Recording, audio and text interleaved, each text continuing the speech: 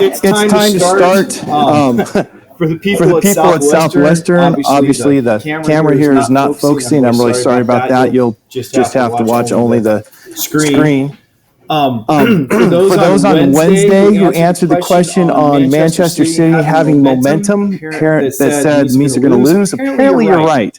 Because Wednesday afternoon they tied, which means they have to lose by no more than 11 points in their next game in Champions League, or they'll be out of the group stage. And then they lost again, or they lost on Sunday. So apparently the theory that if you're on a winning streak, you must lose worked out that time.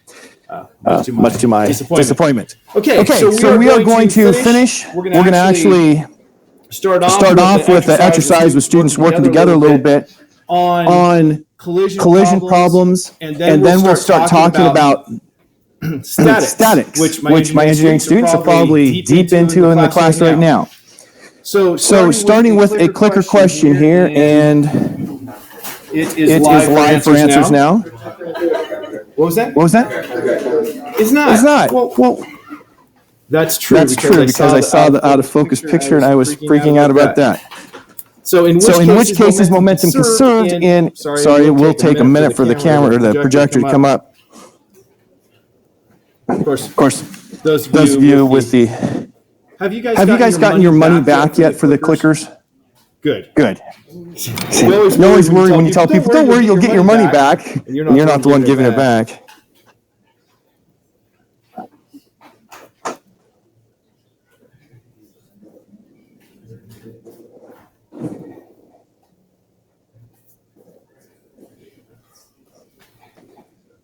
Okay, there we go. So now everybody can see. Answer the question, please.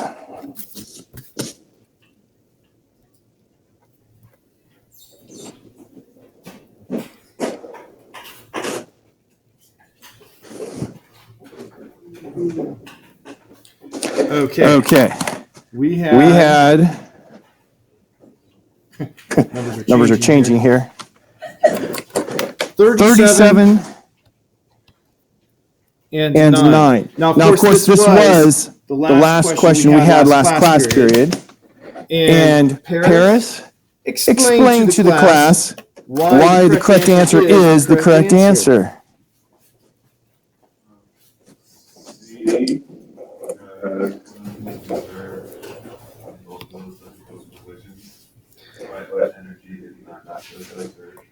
Okay. So Paris said C because momentum is conserved in both those kind of collisions, but energy is not. Now let's be a little more specific. Well, actually, that's the next question. I won't ask you to be more specific on that. What is the condition, still staying with Paris, that is necessary for the collision to have momentum conserved?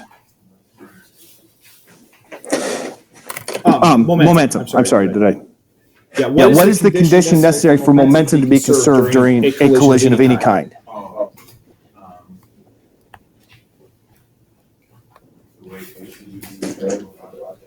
Not the weight.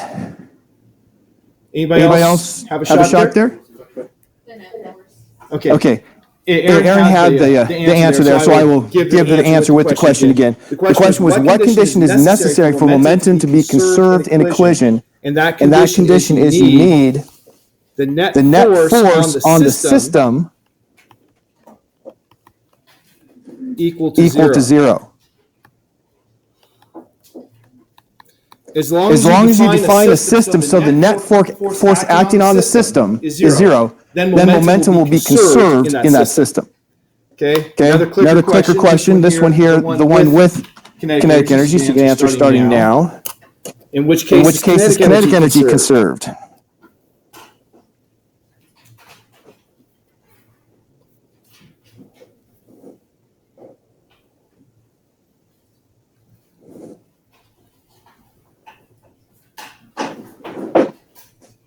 Is Kelly here? Yeah, there you go. Back row.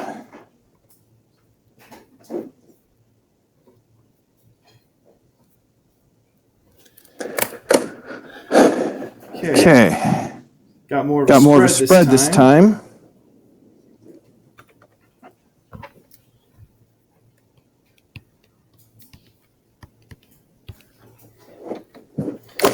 So this time, the lucky dog, the one who gets to answer the question for everyone, is Isaac Griffith. Isaac. Which case conserves kinetic energy? I chose A, inelastic collision, because I think inelastic collision, kinetic energy goes from one state to another, so it goes from kinetic to another. Yeah. But then it can come back to kinetic. For example, the spring. It's stretched, but then it condenses back to its original position, where inelastic collisions, they change, but they stay energy. Okay. That was a good explanation by Isaac, a correct explanation. That got to give you mark down. You answered. That when you have an elastic collision, by definition of an elastic collision, you can have energy change from kinetic energy to something else, but it's going to return it. Whereas an inelastic collision, the energy goes into something different and stays there. So inelastic collisions are often typified by something like if you have a piece of clay and you throw it at the wall. It doesn't bounce back, right? It was inelastic. The kinetic energy was absorbed into deforming the clay in that case. So it was doing work on the clay, deforming it, and it wasn't returned. Whereas with the spring, the example that Isaac gave, when you compress the spring, yes, the spring will take energy out of your system as you compress it, but then it will give it back. And so the kinetic energy is returned. And obviously that slide's not looking the way it's supposed to. Well, let's go to this. We are going to now actually take like a 5-minute break for people to answer these questions. I have a problem here laid out, and I want you to answer the 2 questions. So just work with the people at your table and note your answers for numbers 1 and 2. After you face discussion, we're actually going to have clicker questions where you answer these. But what type of collision is involved here with the 2 cars hitting each other, and they skid together, so they stay together after the collision? What concepts do you need to employ in order to find the initial speed of car 2 before the collision occurred, so before it started braking? So talk to your neighbors about how you would solve this.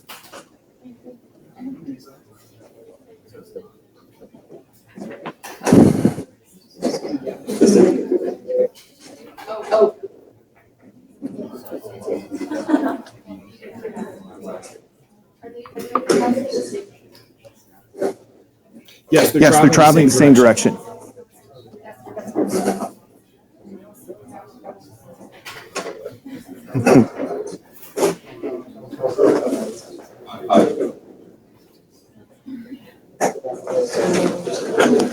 Getting anywhere? Huh? Getting anywhere with this? I'm trying to get that. It's called Huddle Cam HD. Let's see. All right.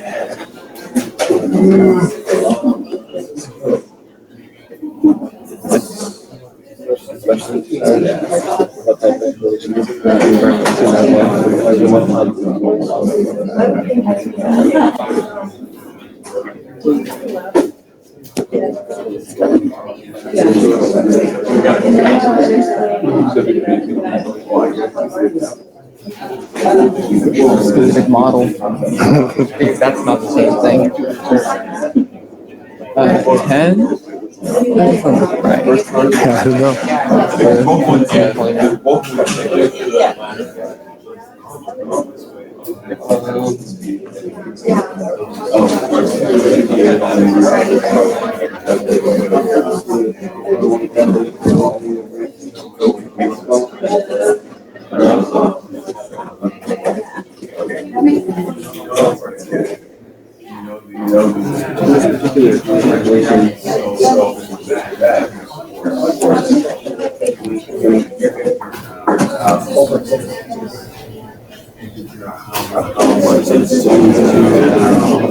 You guys have your method all figured out?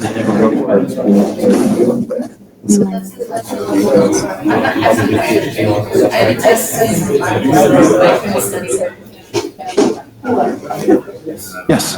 For the last part, for the questions, do you want how fast was Yes, how fast? Yeah. At least I had a car too here. Yes, I'm just going to read how fast Carlo was traveling.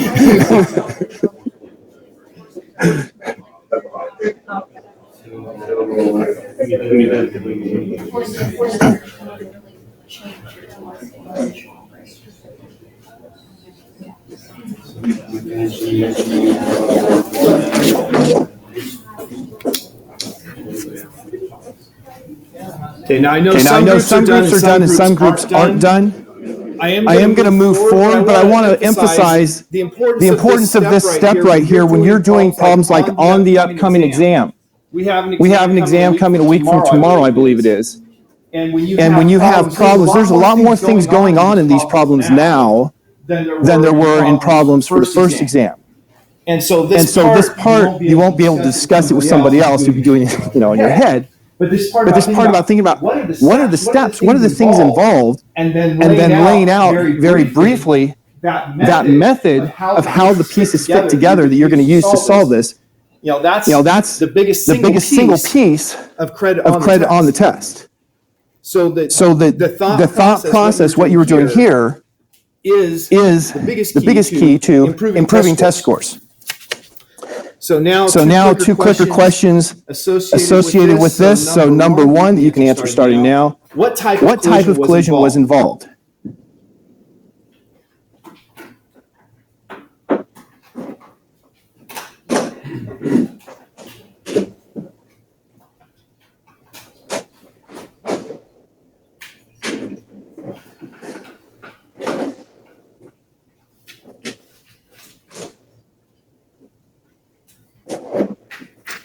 All right. Moving on, we had 11, 38, and 1. So let's see who gets to answer this. Nate. What is your differentiation that allowed you to say which type of collision this was? Okay. Because they stuck together, that makes it which type? It makes it inelastic because this car stuck together. So it wasn't a hard determination. That's because we only do two extremes in general physics class. They stick together, that's completely inelastic, or they bounce off and we're just going to say it was perfectly elastic in that case and not have anything in between. Real life has things in between. Okay? Next clicker question. Which concepts, more than one, so you put in all the ones that are correct and hit enter, will you need to solve to find the initial speed of car 2? So this is the concepts that you and your partners thought through. Obviously, it's some of these and not all of them.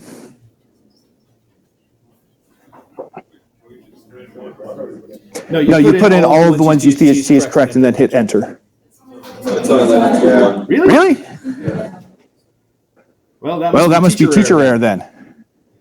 Well, in that case, answer one that you think is correct. We'll still look at the list, and then we'll go through them carefully. So stop it here. I can't believe it. Well. 1920 12 3 whoops yeah 321 00. So I am just going to call on 3 people to have them choose the one that they actually put in and defend why that one's involved. So first, Sheila Maldonado. Just choose the one that you answered and give your defense of why that's a correct answer. Is Sheila not there? Okay. Can you read me the answer? I didn't get to answer because my phone isn't working. You said you did not answer? No. Okay, well then I'll move on. Okay, so next, another person at Southwestern. Brenton Dennis. I picked H. Okay, so you picked conservation of momentum, and what was your reason? Because that's the necessary formula to. Okay. Being a little more exact on his answer, he says the necessary formula.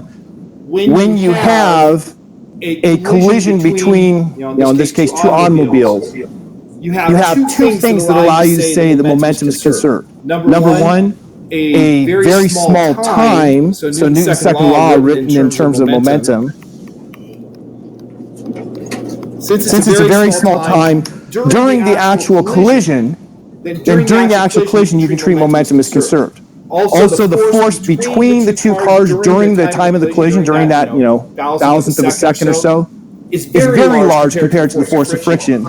So the net force is really small compared to the internal forces. Another thing that allows us to approximate it to momentum conserved during the time of the collision. Not throughout the problem, but only during collision. Okay, next person. Utah. Which one did you choose? Which one did you choose of these answers? I'm sorry, I can't hear you. B. Okay, and what was your reason for choosing Newton's second law?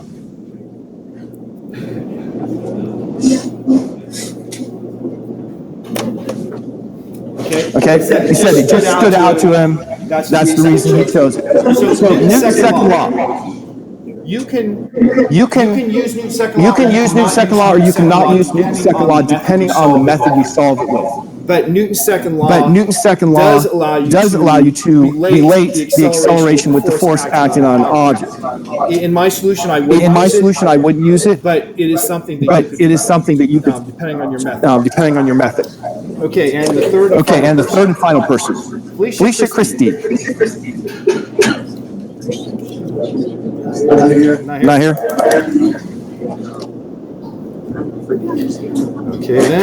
Okay then. I'm sorry, but I'm not going to pronounce the first name right, so go with just the last name, Ms. Mapa.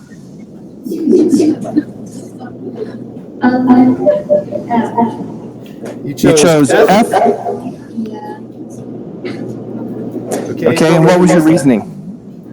Because we were given mass and velocity, so I was given to solve for the kinetic energy.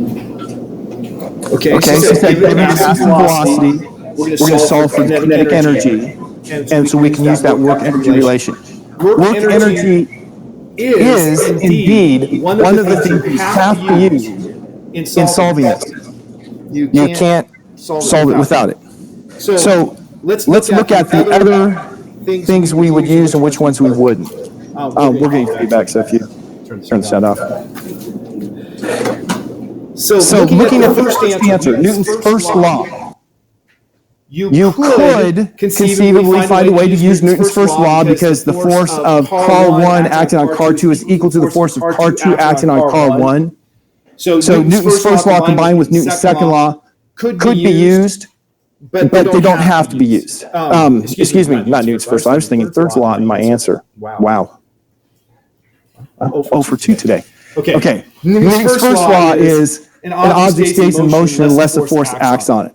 That's not going to be really beneficial to us because it doesn't have any equations to help us solve anything, and we know there are forces acting here. Okay, Newton's third law combined with Newton's second law could be used as a way of actually showing that momentum is conserved during the time of the collision.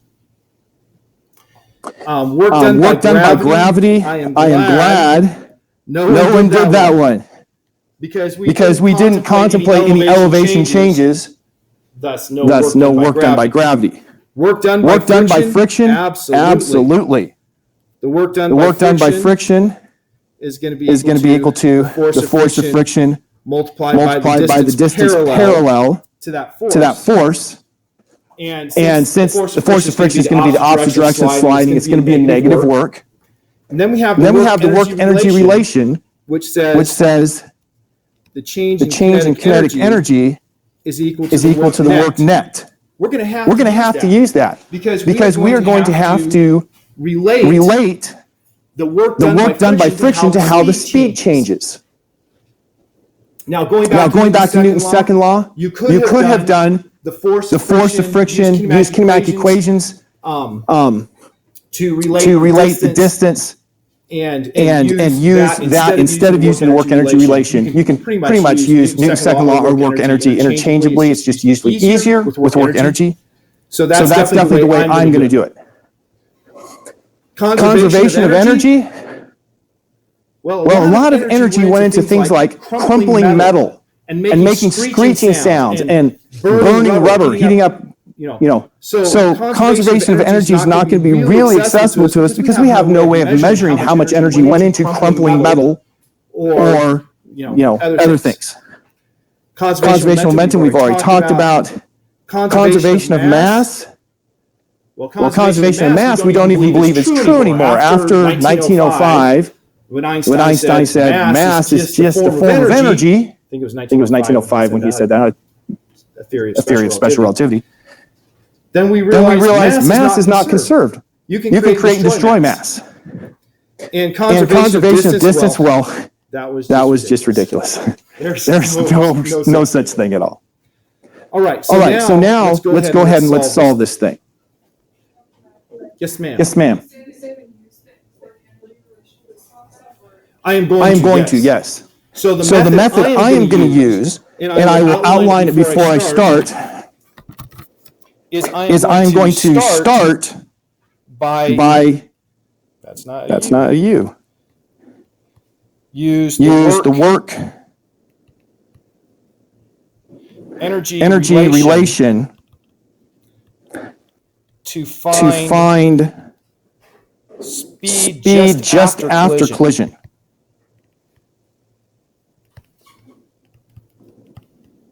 Now you might ask, why am I starting at the end of the problem and not the beginning of the problem? After all, I want to find the speed at the beginning of the problem. Why am I starting at the end? It's because I know the condition at the end, and I know the work from the time that the collision occurred until the end. And so I can use that to find the speed just after the collision. So that's my first part. My second part will be use conservation of momentum during collision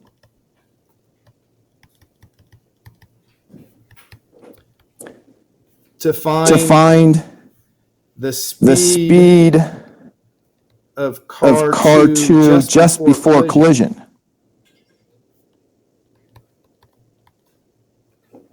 Not car 1 because we already knew car 1. But that's not the answer I'm looking for. I'm looking for the speed of car 2 before it started braking. So my last step needs to go from the time car 2 started skidding until the collision. And so once again, that's just like the ending part. We had the skid. We know the work energy relation. So step 3, use the work energy relation. My energies look very bad. Define initial speed of car 2. Does everybody understand the process I'm going to work through the problem? And how I came up with these ideas before I started it? I like that somebody's saying yes, thank you. So let's get started with this. So step 1. We had the two cars are traveling together. And so my work is equal to the force of friction times the distance. I'm going to put my minus sign out front because the distance it slides, which I call d2, is opposite to the direction of the force of friction. Right? The car is going, the two cars crushed together. They're going some distance d2, and I have force of friction like that. So the work is force dot distance, and we go through our work. So I need to know what the force of friction is. How do I find the force of friction? Do what? Do what? Okay, I'm going to need to find the normal force because the force of friction has an equation of mu times force normal. Now I gave you the mu. This is actually a fairly realistic mu for a sliding car. It's about 0.7 if it's not sliding, about 0.6 if it's sliding. But to get force normal, well, here's a place where we could use Utah's answer. You use the sum of the forces in the vertical direction on the two cars. You have only two forces. Force of gravity equals the sum of the masses, because it's the two cars together, times g, and the force normal. So using Newton's second law, this is the most trivial case of Newton's second law, really. Sum of the forces in the vertical direction is equal to acceleration in the vertical direction, but what's the acceleration in the vertical direction? Zero. So I have some of the forces in, and if I'm going to use the subscript y, I need to define what it is. On this first exam, I wasn't marking people off for not marking x and y when they used x and y. On the second exam, I will. So make sure you put those with your figures.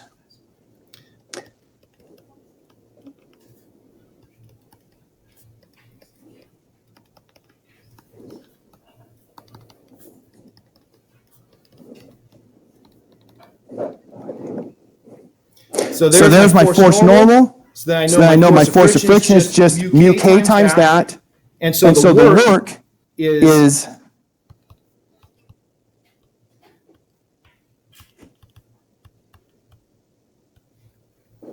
that. Now the work is equal to the change in kinetic energy. What is my object again here for part 1? Okay, I'm trying to find the speed just after collision for both cars. What I actually meant for my object was the object I'm doing my calculations on. You were correct in answering because object has two meanings. So my object that I'm looking at is the two cars. So when I'm finding the kinetic energy, it's the kinetic energy of the two cars. So kinetic energy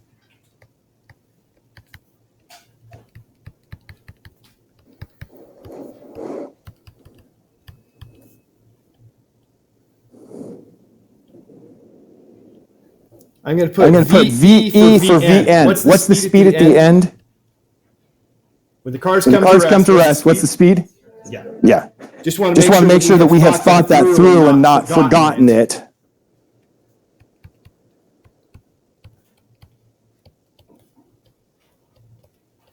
Now it seems funny to have V final squared for my initial speed, but naming the speeds when I did this myself, I called V final the speed right after the collision. And so that's why I have the V final there. The V final is the speed right after collision.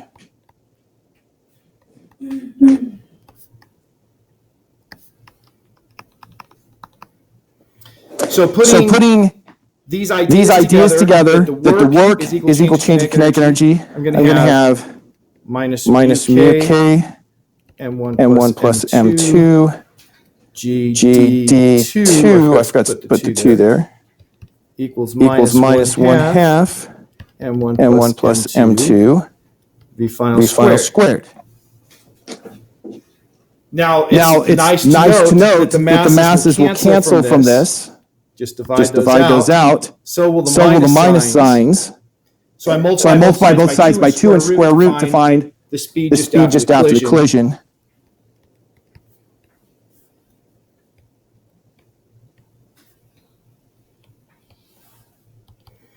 Okay, and will somebody with the calculator actually calculate this for me? I did all these calculations, but you know I'm not going to remember them all.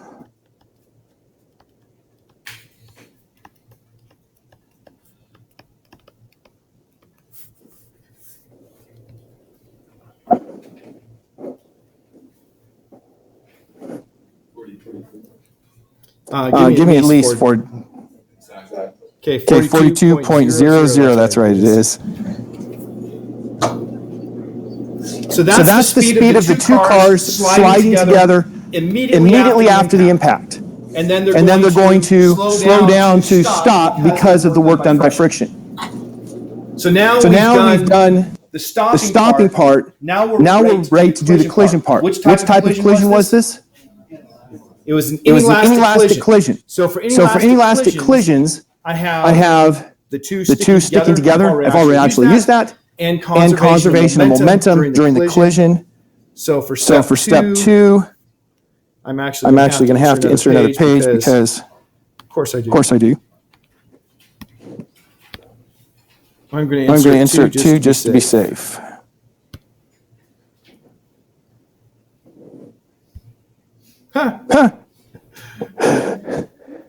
So for part two, I'm going to have the momentum before. Well, I have two cars before. Really?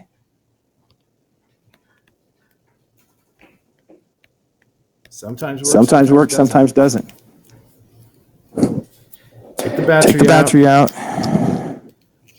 Pray a lot. Put it back in.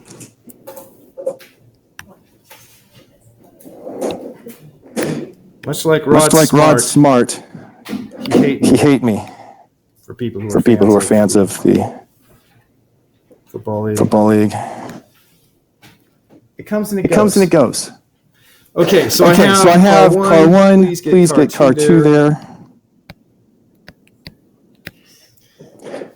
Okay. Last ditch hope. I have a spare battery. I'm going to try that.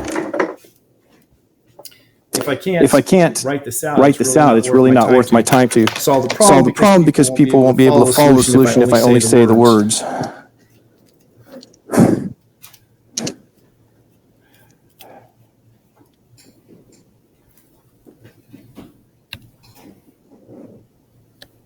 No. Okay, got two cars. This one's moving with speed. There should be. I blame this on Microsoft. There should be a consistency in how this works. Well, I'm sorry, but I can't work through the problem if I can't write it out, and if it only works every seventh stroke, it's not going to work out. No, I just put another one in. It's a brand new battery.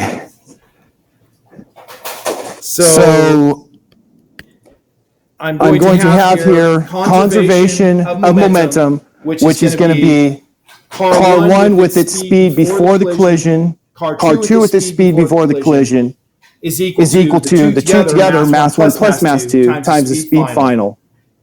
So that will give me an equation. I already know the speed final from our calculation we just did. We were given the speed of car one just before the collision, so I will be able to calculate the speed of car two just before the collision, which I think comes out to be somewhere like 51 meters per second. Like I said, I'm not going to memorize all the numbers here. And then the last step is going to be use that work energy relation. Oh, excellent. I also can't easily move. The last step will be to then connect all of the equations, use the work energy relation to go from the speed of car two at the collision to the speed it had before it started braking. And you have that it was going, I think it's somewhere in the ballpark of 120 miles an hour or something for this problem. Clearly going too fast. I'm really sorry that I couldn't work it out. So one last thing before we get into equilibrium rockets. I find this incredibly funny. This was a correction that was published somewhere around the 2000. I don't remember the exact year, but it's a recent correction. Published in the New York Times about a letter written on January 13, 1920, where it said, Professor Goddard was, see if this will work right now. No. Kind of. Here, look at that. I write down here and it was writing up there. That's excellent. Anyway, that he didn't know his physics. He didn't know what they teach every day in high school physics about motion and action and reaction. But of course, Professor Goddard was right, and we do have rockets that work in outer space. The whole thing that this editorial was saying that you can't have a rocket work outside of the Earth's atmosphere. That in the Earth's atmosphere it works just fine because a rocket, what does a rocket do? It blows material out of it. Well, if that material hits air, then of course you have action-reaction. You're going to have a reaction force on that, and that's what this person thought is what propelled the rocket. But what Professor Goddard knew, because he had more knowledge than apparently what's doled out every day in high school physics, is that if he just looks at the momentum, or excuse me, just the rocket, in the absence of gravity, it's kind of easy to do. With the addition of gravity, it's only a little bit harder.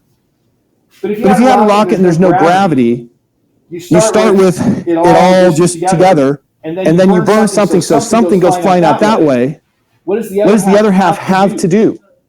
It has to respond going the other direction for momentum to be conserved. So the way a rocket works is you have fuel that you burn and eject in one direction very rapidly.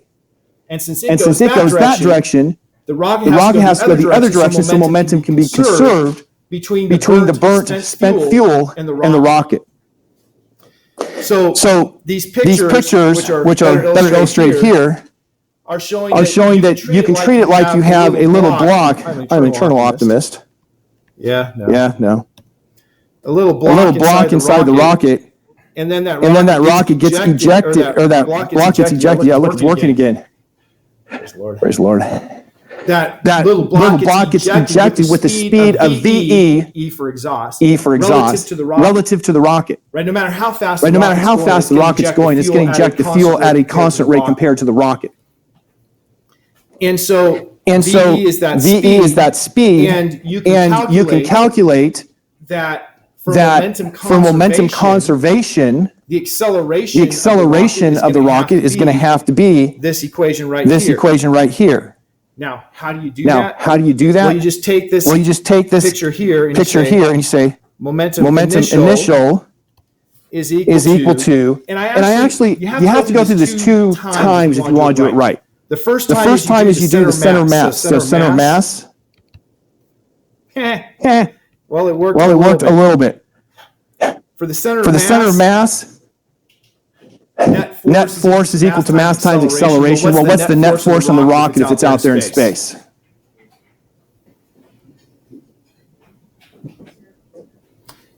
It's actually not zero because you still have a fairly large gravitational force due to the Earth. Even if the rocket is out there orbiting the Earth, the gravitational force due to the Earth is pretty large. And of course, the part we're really concerned about the rocket is getting it out of the Earth's atmosphere. So we'll start by saying it's just mg, starting at the surface of the Earth. As you go higher, the g drops because the 1 over r squared. So you have mg down. So that means the change in momentum over change in time is equal to the net force mg. Or the acceleration should be minus g for the center of mass. Now that starts to sound confusing. The center of mass of the rocket has acceleration of minus g, so the center of mass is falling. But what is the rocket doing? It's shooting gas down really, really fast. So that gas goes down really, really fast, the rocket goes up, and it can still have an upward acceleration even though the center of mass between the rocket and all of its spent fuel is going down. So then second you look at the rocket in the center mass frame. So we say, okay, so the rocket in the center mass frame is stationary. And so initially has a momentum of 0. And the final case, the rocket, it started with a mass of m, but it lost delta m. So the mass of the rocket after it's ejected a piece of mass fuel is going to be m minus delta m. And its speed has increased from 0 to delta v in the center of mass reference frame. But then you have plus the delta m that was ejected, and its speed in the center of mass reference frame is minus VE, minus the exhaust speed. So if we set momentum equal to 0, or momentum initial equals momentum final,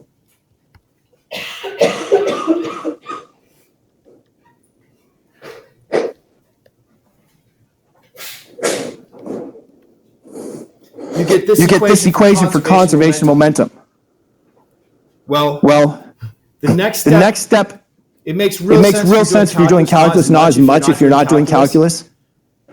This is actually for very small times, and so delta M is going to be a really small number, and delta V will be a really small number. And so a really small number times a really small number is an ignorably small number. And so we actually say, because this is delta M times delta V, it's really small times really small, which is approximately 0 compared to the other numbers. And then this solves to a very simple equation that says M delta V is equal to delta MVE, divide both sides by M.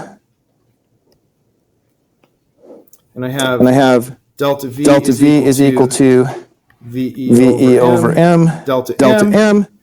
What's the definition of acceleration? Change of velocity over change in time. So if I divide both sides by change in time, so that's the acceleration of the rocket with respect to the center mass. The acceleration of the center mass is minus g, so that's what gives us this equation. That's how rockets accelerate. Now, for the sake of our sanity, we're gonna make an approximation that there's no acceleration of gravity, no air resistance. Those aren't really good approximations, are they? No, not really.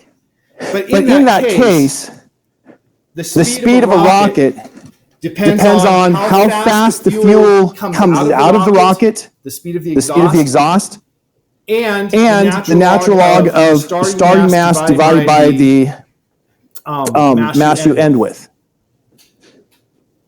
It's burning its own mass, and the bigger that ratio of starting mass to ending mass, the faster it's going. Now, if you read our textbook, it says that you need to burn about 98.5% of the rocket's initial mass to get going fast enough to get outside of the Earth's atmosphere. How do you make a rocket that has over 98% of the rocket's mass as fuel? Right, that's a pretty tricky job. Now, there's a way of getting around that, and that's using stages. So here's a picture of the space shuttle. The space shuttle has this big tank here, and then these two solid rocket boosters, and those can all be jettisoned. So it burns the fuel in those, and then it gets rid of those, and by so doing, it's able to lower its mass continually, and actually makes it so you can get a bigger boost for the amount of fuel to actual payload ratio. So that's why they have these big tanks and rockets that they eject. I don't know if you guys have even watched a launch of the space shuttle, but that's you always see those things falling off the first time. When you're the first space shuttle launch was when I was in high school, but still, when you're a kid and you see things falling off, you get afraid at first, like, it failed miserably. They're all going to die. Then when I was in college, that is what happened, but. All right. Now to this section du jour. Today's topic is equilibrium. And we have two equations, two conditions for equilibrium. The word equilibrium itself. The first part, equa, obviously means equal. The second part, Ben, stop working again. Anybody know what that means? I can give you a clue. It's supposed to be a B following that L. LB is the symbol we use for pounds because it's the same thing. Pounds has a symbol LB because that means the force. So equilibrium means equal forces. So equilibrium equal forces, it stands to reason, it's pretty simple, that net force is equal to zero if something's in equilibrium. Now note that that's a vector equation. So you have the sum of the forces in the x direction is 0, the sum of the forces in the y direction is 0, and the sum of the forces in the z direction is 0. You can actually make three equations from that one condition when you break things into components. And then you have the sum of the torques is 0. We haven't studied torques here yet at all.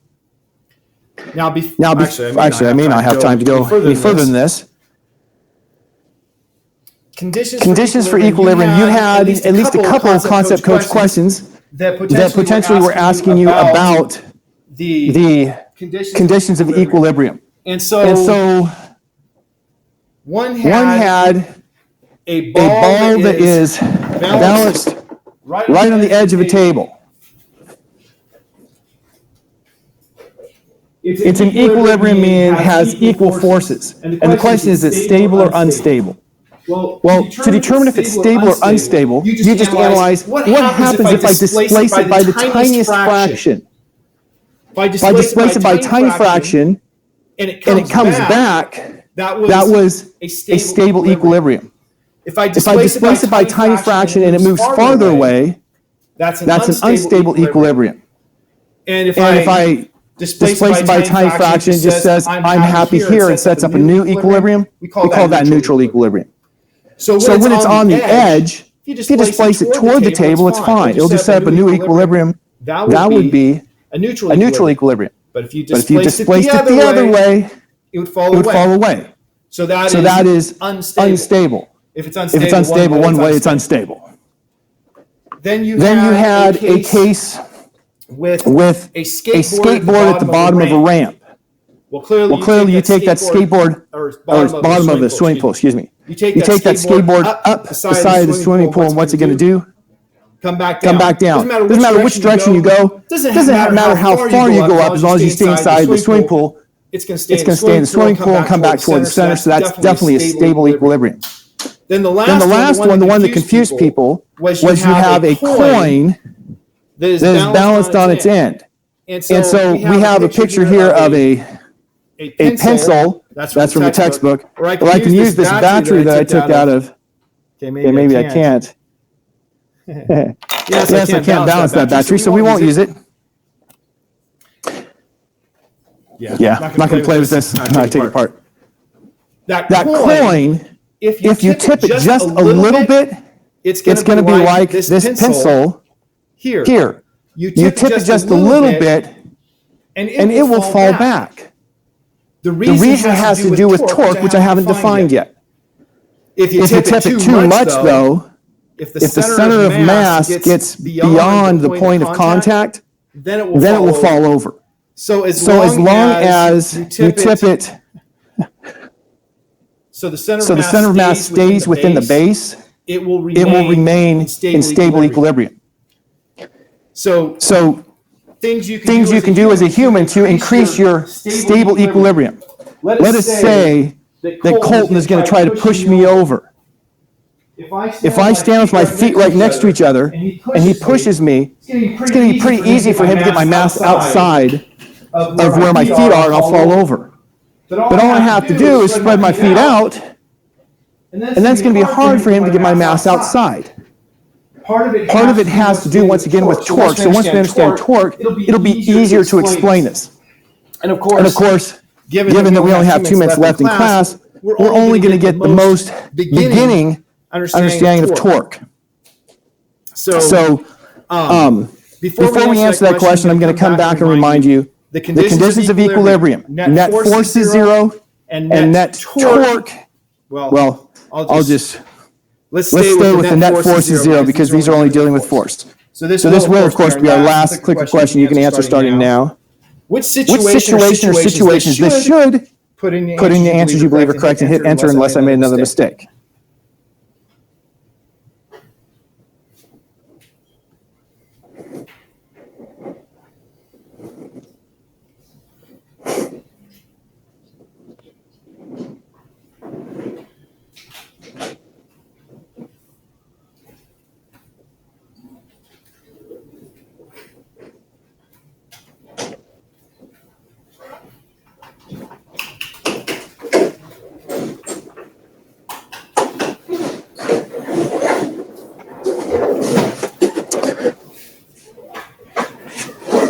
Okay.